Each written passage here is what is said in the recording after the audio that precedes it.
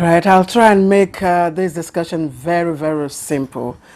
To begin with, not many people would readily appreciate the concept of an inland container depot, which is also known as dry port, unless, of course, you've had the nagging experience of dealing with cargo clearance at some of our seaports, particularly the Apapa seaport located in Lagos.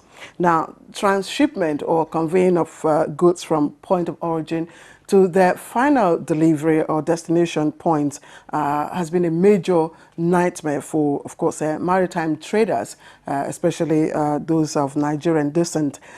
But until recently, investors have had to grapple with poor road and inefficient rail transport system, and of course with the attendant high cost to get their cargoes to the various points of delivery.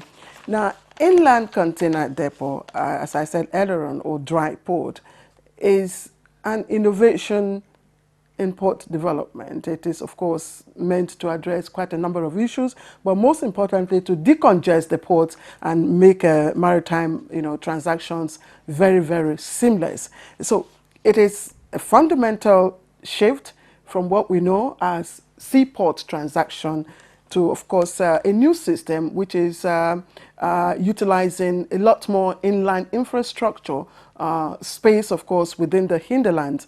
And as, of course, maritime experts puts it, it's simply an extension of the seaport transaction to the inland parts of the country. So dry ports are basically what you call ports without water.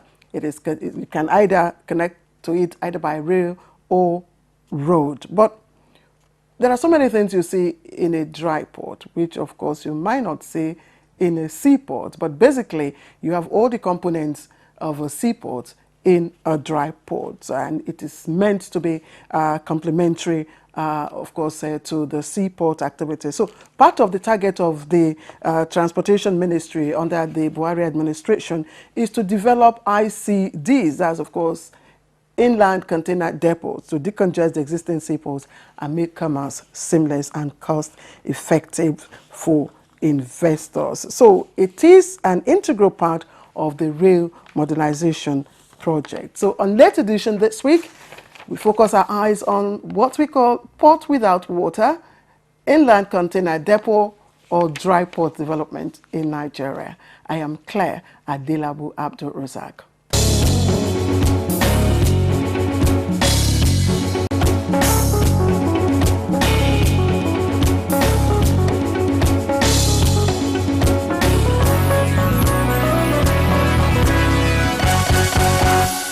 Hassan Bello is a lawyer.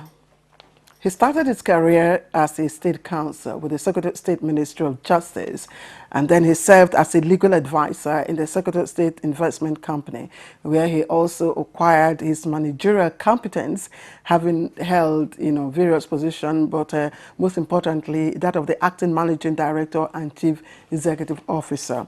Now he became a deputy director with the Nigerian Shippers Council way back in 1998 and has a very robust academic competence in the maritime industry. Now, Mr. Bello has also served his country in so many capacities, including member ministerial panel of inquiry into the affairs of the Niger Dock PLC. Of course, we remember the Niger Dock. He's also a member ministerial committee on cabotage policy and law, member various committees on Federal Ministry of Transportation on port reforms. Mr. Hassan Bello is presently the Executive Secretary of the Nigerian Shippers Council.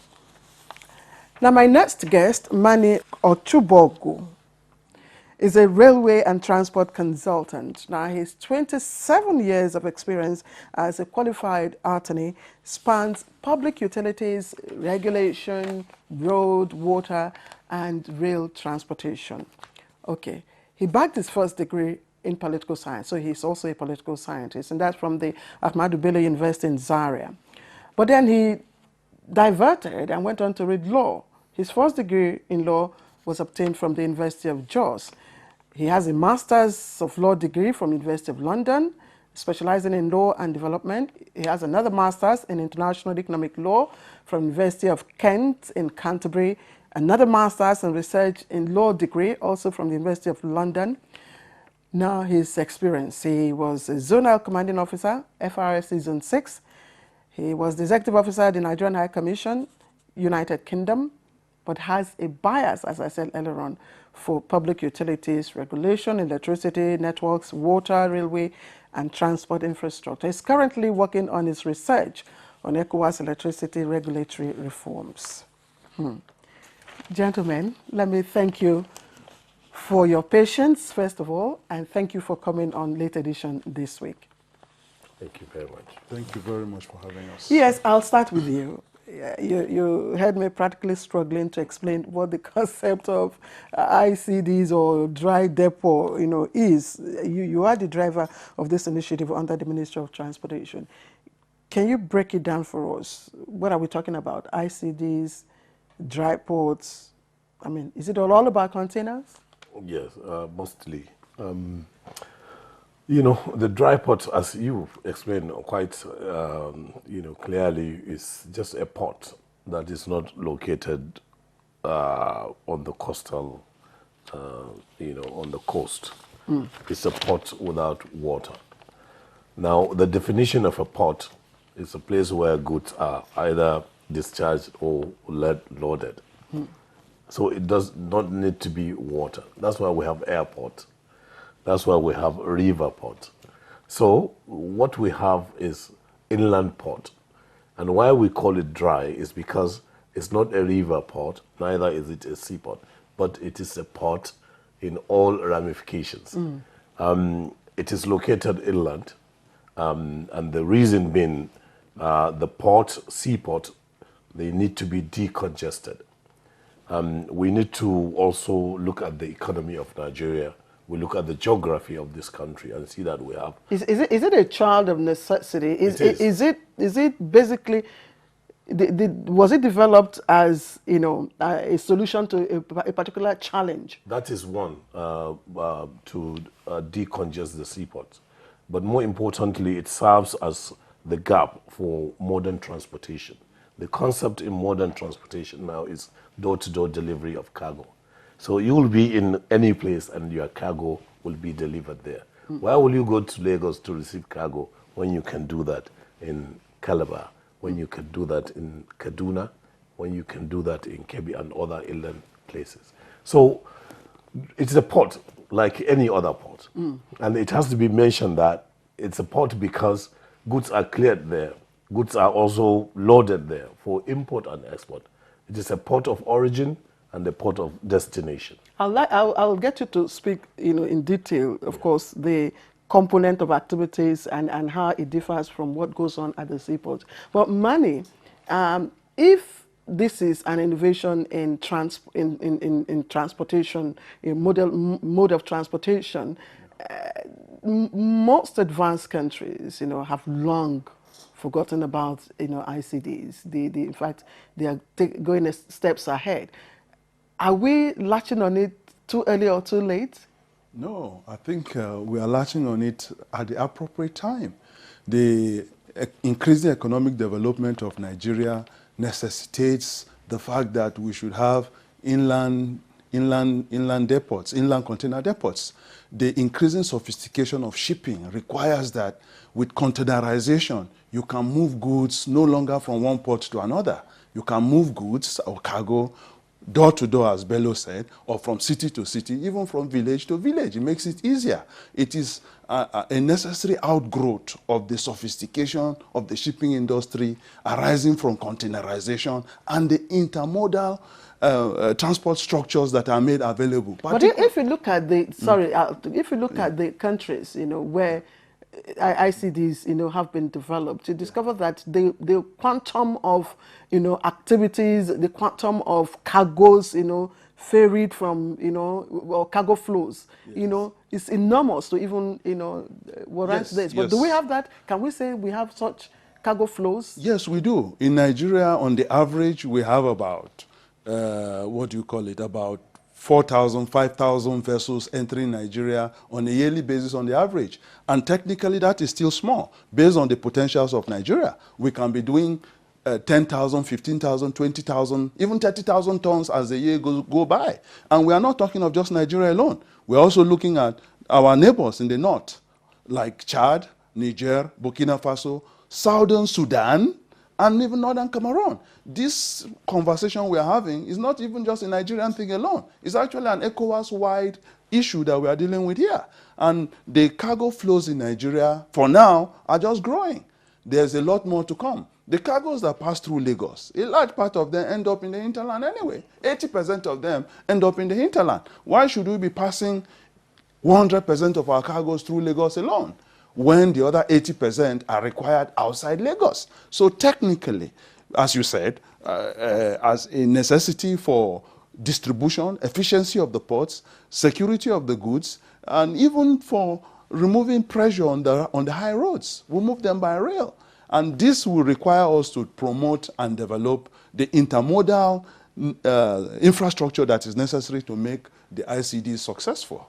Let me again, yes, give us a sense of the cargo flows, because there is a chart, of course, where these ICDs probably, even when the first, attempt at, developing ICDs in the country started, there was a chart, and that's the same chart. Give us a sense of, the cargo flows in the country. How does it flow? Ideally, they are ports of destination, as I've said, for export. Export coming, this is decided by the transport instrument. So we have what is called through bill of lading. The through bill of lading, it's reading, let's use Kadena because it's operational now. It's reading New York, Kadena.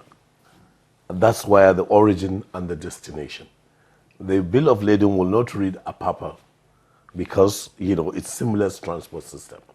So the carrier overseas will necessarily have responsibility for the carriage, not only by sea, by other modes of transportation. And that's why he brought the multimodal transport. It could be by road, it could be by rail, preferably by rail.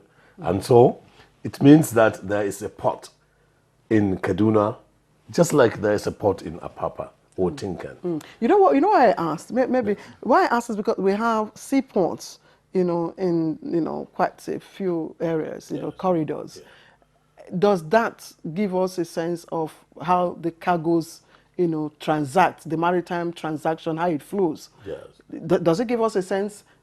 Lagos is a very major seaport. Yes. The cargoes from Lagos, what direction do they go? The ones in Warri, what direction do they go? I don't know if yes, the shipping companies are responsible, for sorting out cargo which is destined for inland ports. They are ideally to have come with the ship, and they are loaded from the ship to the train, and the train will proceed, to they are not inspected at the seaport. Okay. The seaport is just a transit point. Even the custom will have to inspect them at that Kaduna, and the custom duty is paid there. So it's a seamless transport system. the seaport being just a transit point.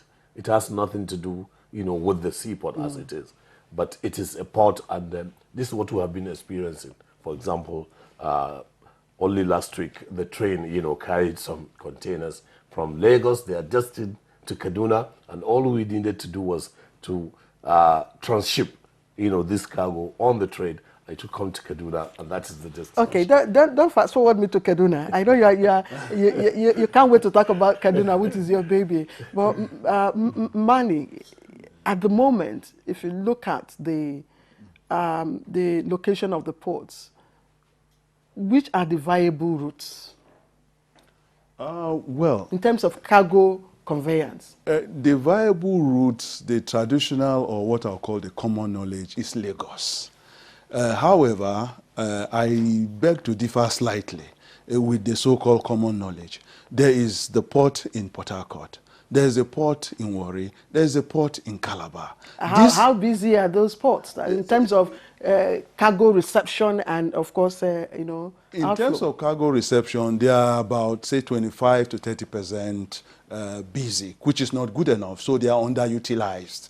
And to a large extent, that is another reason why the use of those facilities should be encouraged and should be promoted, whether it is by dredging or by other forms of promotion, or even incentivized, so that people, other shippers, particularly shippers using the East Coast, using the Eastern Nigeria, a large percentage of what we import in Nigeria go to Onitsha anyway.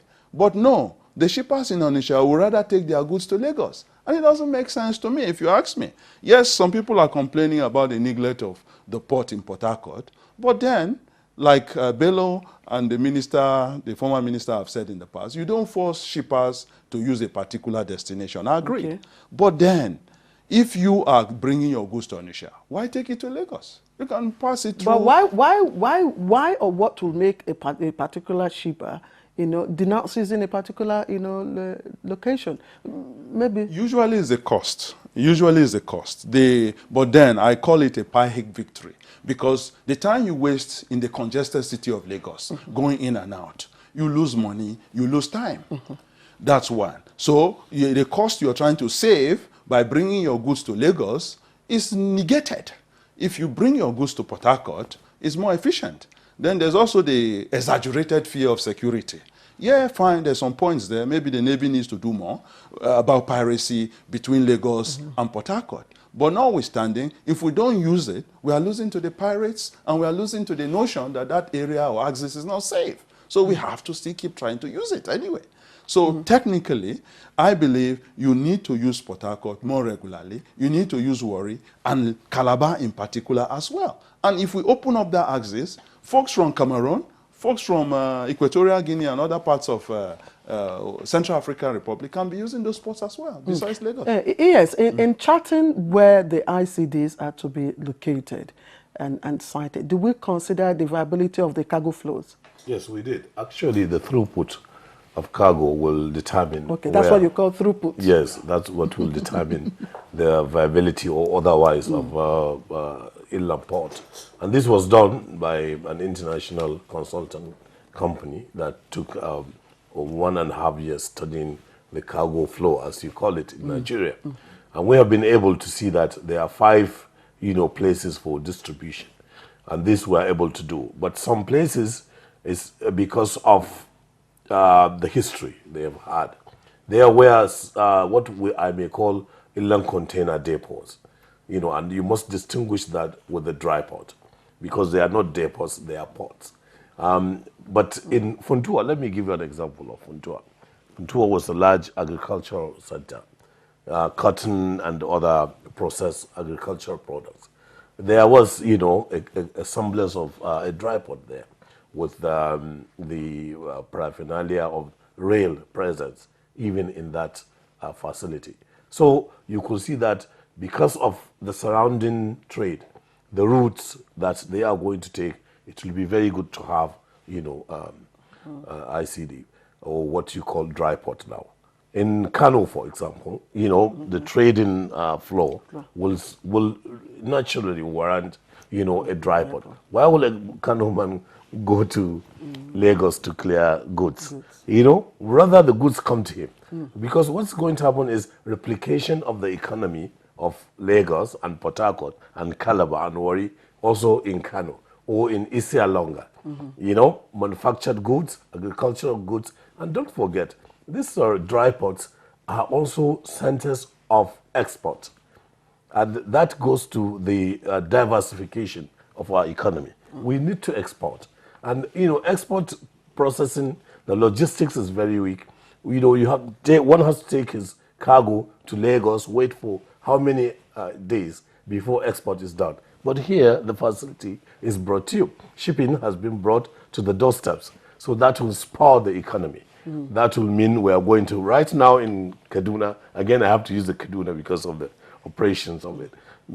You know, export is going on. We have cow horns have been exported to as far away as Vietnam. We have ginger, we have other products, charcoal, and all these kind of things, you know, are exported from Kaduna.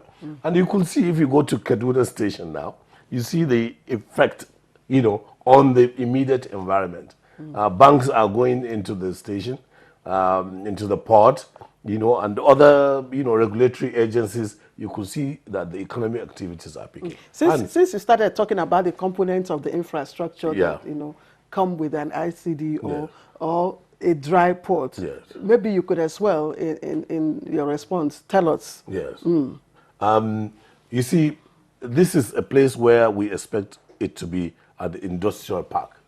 When we have a dry port, just like the seaport, you know, you process things, you consolidate cargo, you stuff cargo or de-stuff cargo, and you have warehouses. You have warehouses for temperature-sensitive, you know, materials. You have transportation. It's a whole hub. It's a whole industrial city. We have manufacturing concerns there. We have packaging, for example. We could have packaging. And we're working with international investors to kind of set up packaging companies at that port. So we don't export things without adding value.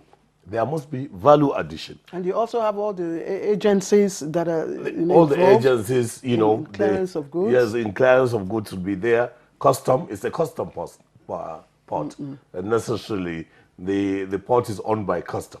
And we cannot but appreciate the custom for what they have done for Kaduna. Okay, Yes. Kaduna, we'll come back to Kaduna. Manny, he said something earlier on, although he has used those concepts interchangeably, but, you know, the fact that he has used the concepts in such a way means we can decipher, you know, some, you know, differences. Inland container depot and dry port. What are we talking about? Yes, they are interchangeable in the sense that historically in Nigeria, we've had inland container depots that are not ports. And Bello likes making that distinction so that we understand the new concept we are working with that's more revolutionized and more advanced and is a greater economic opportunity for shippers. The previous concept, inland port or inland dry port, as they were historically, started between, I think, 79 to 1996 or thereabout. Yes. Yeah? And it's just what I'll call custom bonded warehouse, where you can carry goods from Lagos. The goods are supposed to be deposited in Lagos, but because of the hinterland, vast terrain we have in Nigeria, and also because our neighbors in Chad and Niger were using Nigeria for export and for import, bringing the goods to Kaduna and to Kano was very helpful for them. So an area was created for them, which was used then as a depot. It's not a port. It's not a port of origination or a port of final destination, but it's a place where custom goods can be warehoused, can be forwarded, and sometimes can be distributed from there. But as a port, It can be a port of origin and a port of final destination. And you have other facilities surrounding the port, and it has the public authority backing, even international backing. Earlier on, I heard Bello talking about United Nations Conference on Trade and Development. They back such ports. So it has an international backing to it. It's not just a local thing we are doing in Nigeria. For the benefit of traders, because this is basically for importer and exporter of goods. Yes. Point of origin and whatever and destination, please. What happens at a dry port where you have designated as point of origin and point of destination? What happens there? Point of origin is where you are exporting from, for example. Okay. Now, we've been talking of Kaduna. There's also the other ones like Ibadan. There's Aba, there's Jos, there's Maiduguri, there's Funtua, there's Kano. On paper? Yes. No, in actuality. In actuality. It's been Yes, gazetted. ES will tell us that. No, it's public knowledge. It's public Various knowledge. point of development. They are all at various stages of development. Yes. Now, you can export your cocoa from Ibadan. You don't need to take your cocoa to go to Lagos to export. You can export your cotton. You can export even yam that we've started exporting from Jos. You don't need to go to Lagos to export your yam. Whatever Nigeria export, ginger and all the other millet and other, you can export straight from your point of origin. Point of destination, you can, all the countries that do business with Nigeria, which like Europe, America, China, and others, they ship goods into Nigeria. They ship containers into Nigeria, and they come in large volumes. Instead of saying, for example, Liverpool, Apapa, or Liverpool, Calabar, you can say Liverpool, Jos, Liverpool, Ibadan, Liverpool, Funtua, Liverpool, Kaduna, or Liverpool, Kano, or even Liverpool, Maiduguri. You know, if, for example, the goods are heading from Maiduguri to, let's say, Chad next door, why send them to Apapa? So you have Liverpool, Maiduguri. From Maiduguri to Chad, it's just a few hours ride. So those are examples of what obtains in a dry port. So that makes things easy for the shippers. I mean, for those who are importing. You don't have to go to Lagos or Port Harcourt. You just wait, for instance, at Kaduna. So you're expecting a good from US, for instance. It comes straight to Kaduna. You receive your... It is a bonus. All right. It is fantastic. In fact, it's a stimulant to the economic development and production processes, import and export of Nigeria. It's fantastic. All right, Mani and Hassan, we'll take a short break. And of course, when we come back, we'll look at the nitty-gritty of inland dry port. This is late edition, and our eyes this week is on port without water or inland dry port. Join us again.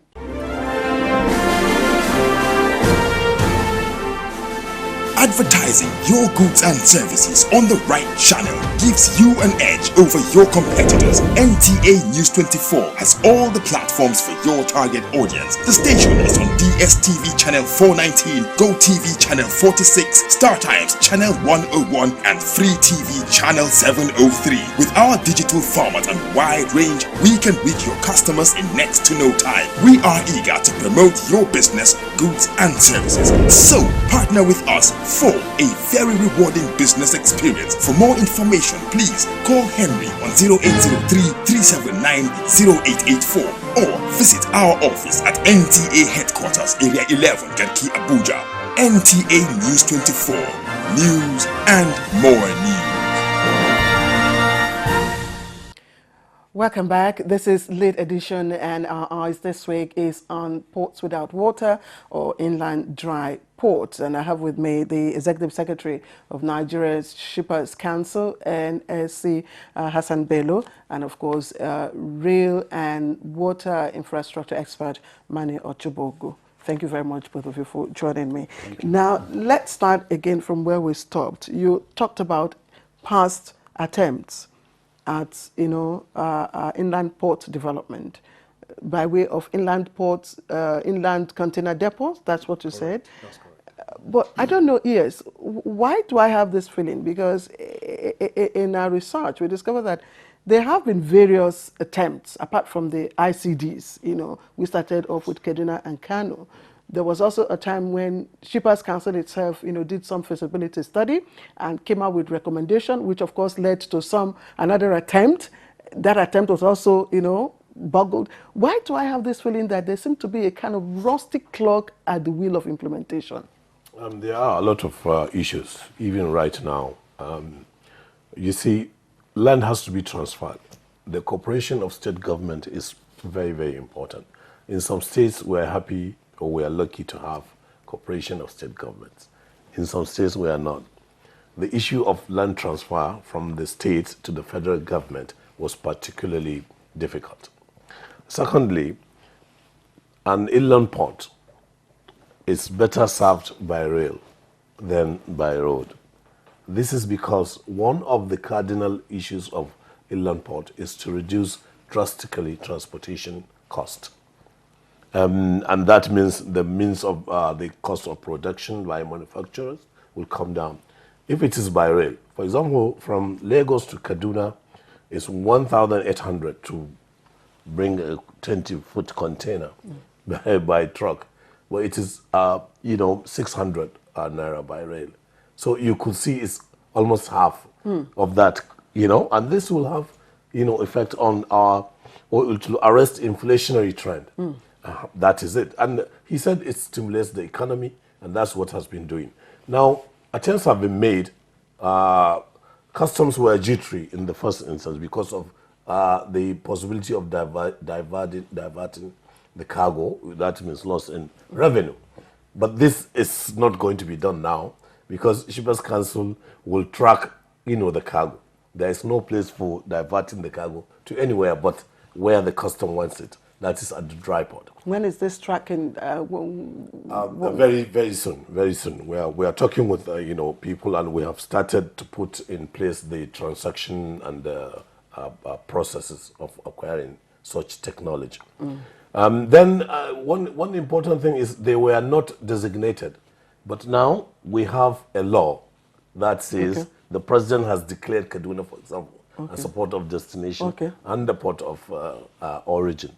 And it's been, received internationally by FIATA, the Freight Forwarding Association, by, UNCTAD and IMO. We are in the process of bringing them, here to look at this and accept that.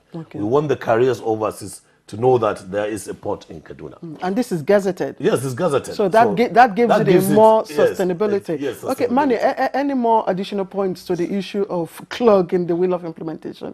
Well, no, nothing more. Except for the fact that the land required is usually very large. We're talking of 100 hectares, sometimes 200 hectares, or 145,000 hectares. It's a large chunk of land, and usually that causes a lot of concern for state governments to get out to give you such large size of land.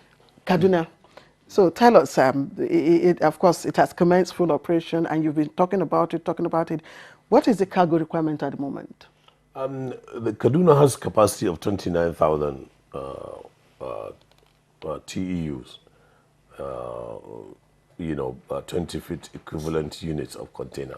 At any time, we have 29,000. Shippers have been using the Kaduna port, even though there should be improvement. And recently, we have been working with Nigerian Railway Corporation. I think Nigerian Railway have had so far 3 trips or 4, bringing container every Wednesday, every week Wednesday. 25 containers, 30. What we had in 2018 was about 2,800 containers. That, you will agree with me, is not remarkable. But with the rail service coming, all we need is to improve the regularity and the frequency of this rail, let me call it rail shipment. What is withholding that? There are problems with the track, there are problems, challenges. But the Nigerian Railway Corporation have really been very, very up, looking, at the issues. Because it is the confidence of the shippers we have to look at. Not only shippers in Nigeria, but shippers, overseas. The carriers overseas, the shipping companies need to know, what is the rate, for example, the cost, it's transparent, we have to post it. What is the frequency, how many weeks, what is the danger or inherent, problems you have with this shipment, let me be very daring to say shipment by rate. So these things will take a while because it's a concept that is novel. It's not been done, but I also really am very impressed with what the Nigerian Railway Corporation are doing with what, even 2 days ago, we had the meeting, with the terminal operators on the way to put, cargo destined for these ports, on the rail, and off they go. It's a new thing, but with practice, with a good development of custom of trade, I'm sure we'll come to... Did I hear you tell us your projected capacity? Yes. We are talking about maybe 40,000 containers. And you're doing Yes. far less. Yes, we are doing less with the truck. But now the train is here. We are seeing that maybe every day the train will come. It's the confidence we have developed for the Are you shippers. relying on the frequency of the train to pull it off? Yes, we are relying on the train. Train is what we rely on. But ICD is also served by trucks. So it depends on the choice of the shipper. Yes, because I know most shippers would rather go by, Of course, by because rail. of the cost. Money, yes. Yes, ICDs are essentially an intermodal infrastructure. Yeah. Without the connectivity of other transport modes, it is inefficient. And rail is one of the primary drivers of an interland container depot. And rail in Nigeria has had its historical difficulties and challenges. We are impressed with what the present regime has been doing to revive rail. But having dry ports located in different parts of Nigeria is an additional impetus for the rail infrastructure to pick up, because it is even business for them anyway. It makes the rail infrastructure itself sustainable. So what are the realities that we are faced with, with this gap in terms of rail infrastructure, not, of course, developing, only developing? Yes, the reality is what is typical of a developing country, where some infrastructure is highly advanced and others are obsolete or outdated. It's just like the mobile phone technology that everybody is celebrating in Nigeria. But we've forgotten that the landlines are not working anyway. So it's the same thing. Having inland container depot is like having a mobile phone. Yeah? And we need rail that is like what I'll call the landline, to connect it, to make it more comprehensive and make it more compact and more efficient. Without the rail, and sometimes too, even the river ports. The river ports are also an integral part of the feeders of this intermodal infrastructure, which the container depots are. We need those infrastructure to be very efficient and to rise up to the challenge of a modern Nigeria and to the demands of a modern Nigeria. Yes, it's been slow thus far, but as Bello has said, it's improving, and we give them credit for small improvement, but hey, we need some more.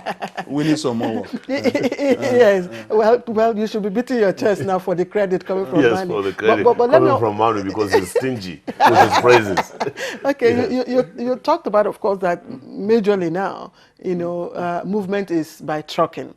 And of course, trucking comes with high cost. You recently met with, of course, the operators of these trucks, with a view to probably addressing the issue of cost. Give us a feedback. Haulage business in Nigeria is very important, just like in any other country. In Germany, with developed rail system, haulage is still there. Now, what you have to look is our over-reliance on one mode of transportation, which is road, and which is dangerous. We need to have multimodal approach to that.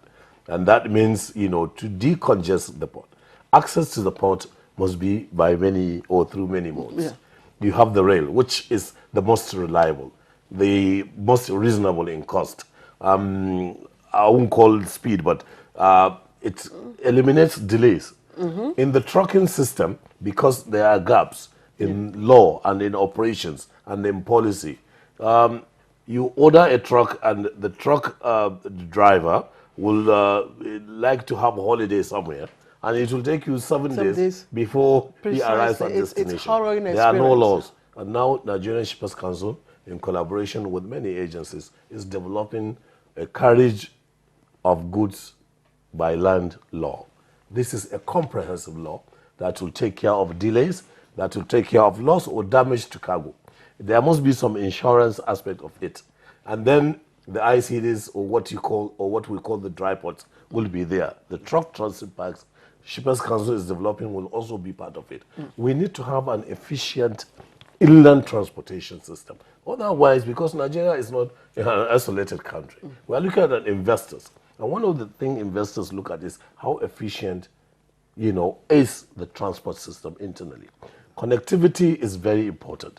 No matter how efficient the port is, it cannot do anything unless there is connectivity so that goods are delivered in good time at reasonable cost to the final consumer. Yes. That's a brilliant idea, Manny. No, absolutely, absolutely. Adding also to what Bello said, the concept of the truck transit parks are excellent. It's about 8 of them are already being conceived and being developed on a PPP, public-private partnership basis. Yes. They are scattered around the country, fairly evenly at very strategic points, where the truck drivers can have a rest, they can refuel, they can service their goods, they can service their vehicle, they can even have a tracking mechanism of their goods. So even the shippers will know when their goods have gotten to Enugu or when their goods have gotten to Onitsha or Ore or even Lagos, because these are all the points of the trailer transit park. Please go ahead. Yeah, so that adds to the innovation in cargo handling in Nigeria and the transport infrastructure improvement and sustainability in Nigeria. Now, you have, apart from Kadena, you have 6 others. Am I correct? Yes. I thought, I said earlier on that they were on paper, but you said no. So give us a sense Well, of... they are in the different stages of development. I will score just 60%. I will score Funtua maybe 45%. Others have run into headwinds. Because don't forget, it's not the Shippers Council that is developing them. It's the private sector. These were concession to private sector. But we are looking at all the business, business cases, governing this. We are bringing other investors come and partner. But the state governments, they are very important.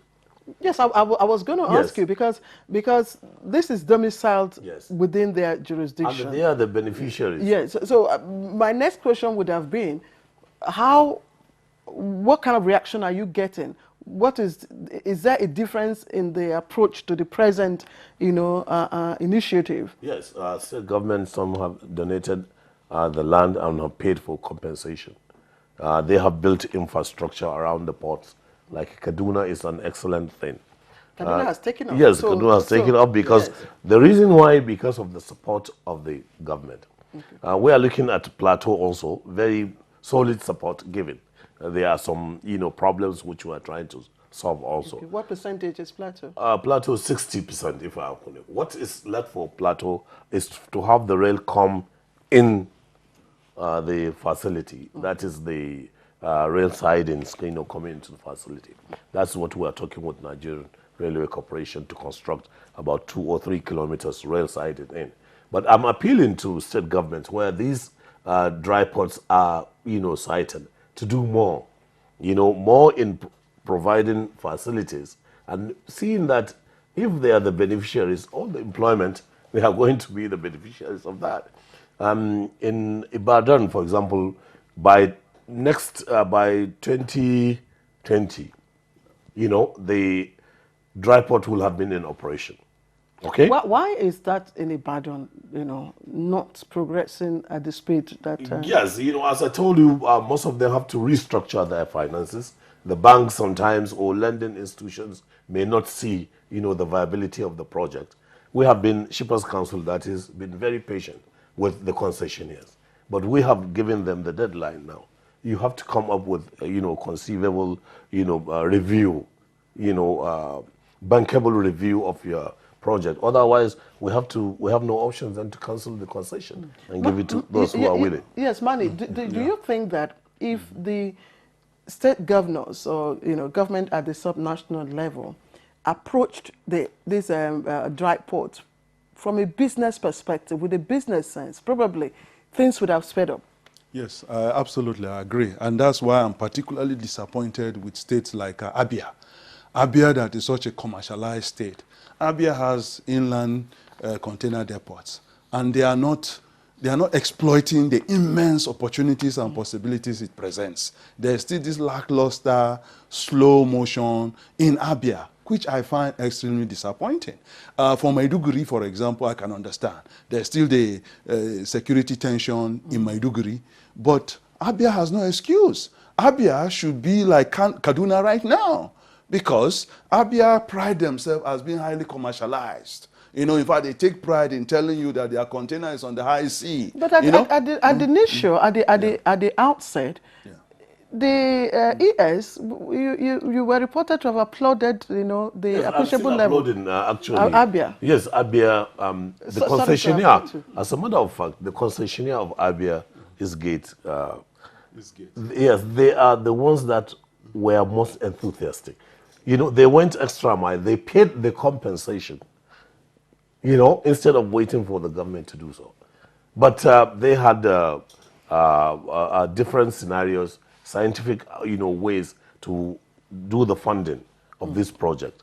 And I think they are rallying around, and we are going to have a meeting with them.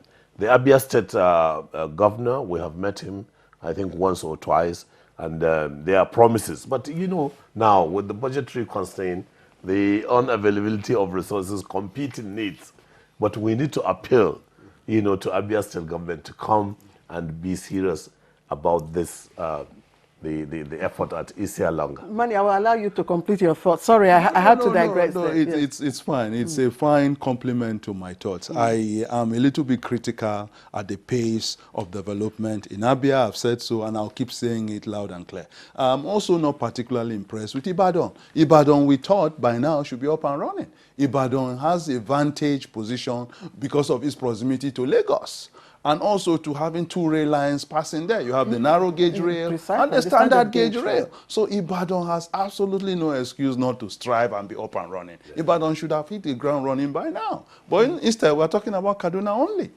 And that brings Kano into the picture. Kano should be ready too, but for some incredible reasons, Kano is on a slow motion. Kano is also like Aba. They are usually very proud about their commercial business enterprise. Yes. But where is Kano today? Kano is allowing Kaduna to run. In terms of dry port. Precisely. In terms of dry ports, That's a dry ports. it's a big disappointment for us not to have Kano, honestly Thank you. speaking. Because even the bonded warehouse in Kano, when we look at the throughput, you have like 100 containers every day there. What more if it were made a port?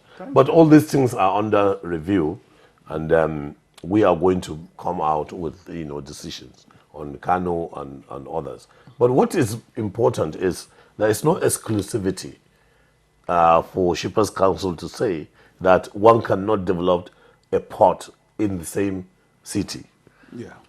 So, like Ibadan, we had one which was concession, but we have now an international company coming to do the Ibadan. So, in fact, sometimes it's good to have two because of competition. What we don't want is just deluge, you know, of this so that nobody has, you know, any control over this. But it is important that, you know, cities like Abia, cities like Kano and Ibadan, these are central distribution centers. Maiduguri too, the former governor, very enthusiastic about the Maiduguri port. And of course, because of the security, we are as to slow. I think if we are having no security challenge, we'll have done, you know, gone far with Maiduguri. Land has been donated, you know, and everything has been done. But of course, the security challenges, you know, arrested the development. Now, I'm also compelled to ask the ownership structure that, you know, you have with the concession, you know, those concessionaires. Yes, it's important. The concessionaire was chosen, or they were chosen after a due diligence, which include, you know, financial due diligence.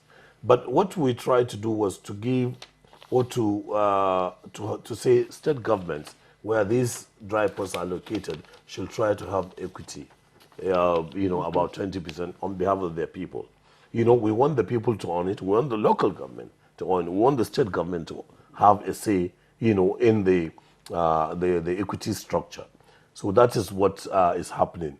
That means we have to negotiate and see. Kaduna state government has equity in the Kaduna dry port. Maybe that's why they are even more enthusiastic. But it's always good to have state government involved. The UK, for instance, has it's 100% private driven. Yes. Yes. Yes, that's correct. Yes. Do you It is- think having states, you know, have equities in this, is it good for the concept? Yes, it's good because it's public-private partnership. Yes. In fact, presently, it is a build, operate, and transfer. Yes. So ultimately, it may even revert back Yes. to the state anyway. Yes. As things are, I think it is good in the sense that there's room for participation for all those who have a stake in the facility. Yeah, Okay. Because Okay. the lease, you know, it's a lease. It has a period, A terminal term. point, yeah. You know, 10 years 25 some, years, 10 15 years. You know, for this legacy dry ports, and after that it reverts, you know, to Nigerian Shippers Council, and Yes. we go through the process and have others compete so that they can operate. What Mani didn't say outrightly when he talked about the existence of the other ports, you know, on the Eastern Corridor, was the concerns raised by some people about counterproductivity. So I'm going to ask, with these ports available on this corridor, is this still, what is the wisdom there in pushing for more dry ports? Well, this is strategic. The seaports, you know, have actually their own problems. Let me look at the patronage of ports in the eastern part of the country. He mentioned the issues of security. It's real. There could be some, you know, security issues. There could be some navigational issues. That is the depth, you know, may not, you know, allow larger ships to bring cargo. So there could be transshipment, which is okay, which is done everywhere. There could be also the problem of interconnectivity. Well, let me give you an example. For Calabar, a Nigerian Shippers Council and Nigerian Ports Authority together brought operators from Niger Republic to come and look at Calabar so that it could be the transshipment port for their chemicals. Don't forget, Niger is an oil-producing country. Yeah, you know, but what is the road? You know, how would the road and no rail, you know, so that brought, you know, question of cost. A man who has said cost is imperative. It's what decision. That's what makes decision. So it behoves, you know, on the government to provide solid infrastructure, you know, so that there be interconnectivity. Ports do not exist, you know, on their own. They have to be measured by what is the connectivity up to the point where you can take it either internally or even to other countries. So that is very important. But you know, in Abia, it's as you said, very, very important commercial town, and the port in Eastern Langa could serve all the eastern, you know, states, and that will arrest the over-dependence, you know, on Lagos. I don't want Lagos to think I'm, you know, cutting the business away from them, but you know, it's the first destination, then later on, and you know, for example, the Lagos state government that we have now, very, very enthusiastic about what's happening in transport. We have to make Lagos a smart city. There must be connectivity of transport, multimodal transport. Inland waterways, nobody should forget inland waterways. It's extremely important. And I'm happy with what NIWA is doing now, you know, looking at all the issues, you know, bringing things that have been forgotten now are brought to the fore. So we have multimodal, interconnected transport system. Let Barrow Port talk to Kaduna, to Kano, and let Kano talk to Apapa. So if we have is what you call seamless transport system. And this government is very, very instructive because this government is conscious. This government is driving the rail revolution. Once we have this rail, then Nigeria will never be the same again. All right, Hassan Bello, just the last word on this, on why we are pushing for inland dry port on the Eastern Corridor. Yeah. Any wisdom? Oh yes, I mean, because there's the constitutional requirement for balanced development in Nigeria. And it's also necessary for them to debunk the misconception that the eastern part of Nigeria is neglected, which is utterly wrong. There are a fine network of rail lines that run through the eastern corridor. And the eastern corridor has Aguata River Port. The eastern corridor has Onitsha River Port. The eastern corridor also has Aba Dry Port. They have that dry port that I'm wondering why it is not up and running by now. So on balance, the eastern section of Nigeria is well connected to the transport infrastructure we are talking about here. All right, Imani Ochubogo, Rail Transport Consultant, thank you very much for joining me. And of course, Executive Secretary, Nigeria Shippers Council, Mr. Hassan Bello. I really appreciate both of you. Thank you for finding time to join me on the program. Thank you. Thank you very much. All right, that's it this week in Late Edition. I'd like to thank you also for watching. Today we put our eyes on, of course, port without water, that's inland dry port. So join me again next week for another interesting conversation. Hopefully, we will bring, of course, the Managing Director of Nigerian Inland Waterways. Bye-bye.